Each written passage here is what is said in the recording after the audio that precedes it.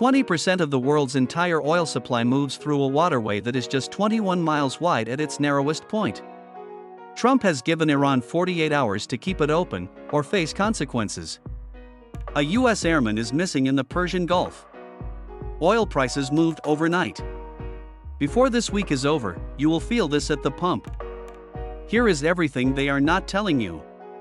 Most people cannot find the Strait of Hormuz on a map. That is the first problem, and it is about to become an expensive one. It sits between Iran and Oman, a narrow bottleneck connecting the Persian Gulf to the open ocean. Every single day, roughly 21 million barrels of crude oil move through it. Saudi Arabia, Iraq, Kuwait, the UAE, their entire export pipelines funnel through this single passage. Iran controls the northern shore. It has always known exactly what that means. Here is the spark that ignited this. A U.S. Navy airman went missing in the Persian Gulf under circumstances officials have not fully disclosed. The details remain classified.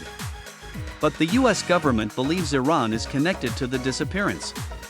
Trump issued the public ultimatum within hours of the news breaking. The 48-hour countdown started almost immediately after. That missing service member is not just a headline.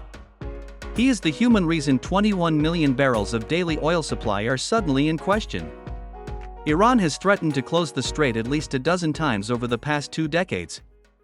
In 2011, the Iranian Revolutionary Guard ran full blockade simulations right in these waters.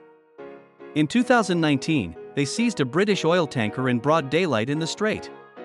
Each time, oil prices jumped 10 to 15% within days just from the threat alone. But every single previous standoff stopped short of actual closure. Analysts are now asking the question nobody wants to answer: what makes this time different? Within hours of Trump's ultimatum going public, oil markets moved. Brent crude, the global benchmark, surged as traders priced in supply shock risk.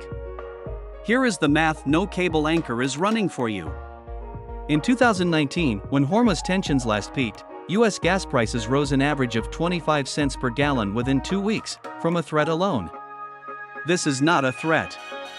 This is a public countdown clock with military assets already positioned, and a missing American service member at the center of it all. Your wallet, specifically. Gas sits at roughly $3 to $4 a gallon today depending on your state. Analysts estimate even a partial Hormuz disruption, not full closure, just a partial slowdown, could push pump prices up 50 cents to a full dollar within a single month. For a household filling up twice a week, that is $400 to $700 extra per year at minimum. That is not a rounding error. For millions of American families, that is an entire month of groceries gone. The gas pump is only where you notice it first. Oil is embedded in almost everything you buy. Grocery trucks run on diesel. Plastic packaging is petroleum-based. The fertilizer used on the food you eat is oil-derived. The Federal Reserve's own data shows a sustained 10% rise in oil adds up to 0.4% to core inflation. A Hormuz closure is not a 10% shock. Based on current supply modeling, it would register closer to 30 to 40%, almost overnight, across your entire household budget. The U.S. Fifth Fleet is headquartered in Bahrain, positioned directly at the entrance to the Persian Gulf. Aircraft carriers, guided missile destroyers, and submarines are already in the region right now. Iran knows this.